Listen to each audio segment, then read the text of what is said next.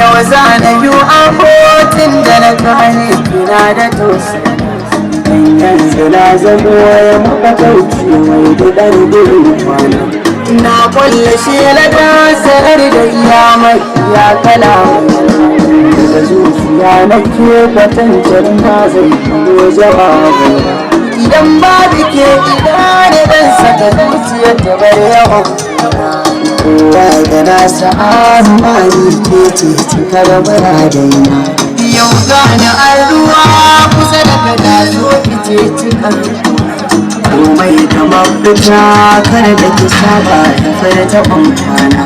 na ji na gani yadda nake son ki ya fi karfina na san a duniya da wanda yake jin ki duk tunanina soyayya rayuwa wani sa'in sai ta zama wutar wanda ke cikin ta shi ne kero amma fa amina so na faranta rai da ruhi ya sa ka zama kamar sarki kuma rayuwa da so misali zaina kama da a mafarki samari bi hakuri idan har mun samu so mu sa sauki mata bi hakuri idan har mun samu so mu sa sauki